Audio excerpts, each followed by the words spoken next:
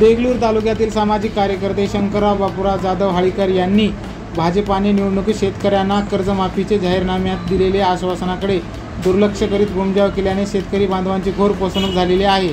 त्यामुळे 3 एप्रिलपर्यंत सरकारने कर्जमाफी करून दिलेले जाहीरनाम्यातील आश्वासन पूर्ण करावे या मागणीसाठी स्वतःच्या वडिलांच्या समाधीच्या शेजारी समाधी घेण्यासाठी खड्डा खोदून जीवन समाधी आंदोलन सुरू केलेले आहे।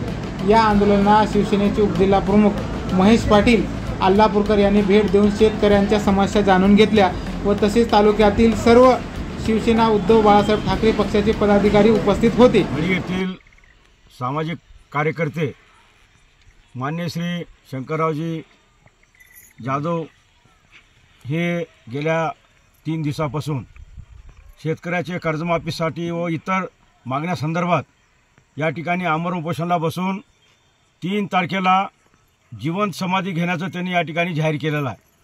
त्यांच्या वडिलाच्या शेजारी त्यांनी भला मोठा समाधी घेण्याचा खड्डासुद्धा त्या ठिकाणी खोदलेला आहे।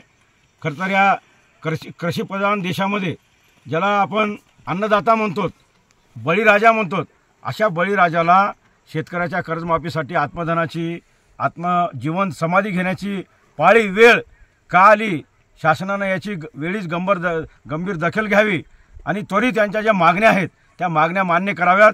अन्यथा 3 तारखेला जर त्यांनी समाधी घेतलं तर शासनाला या ठिकाणी सळो की पळो महाराष्ट्रातील जनता केल्याशिवाय राहणार नाही।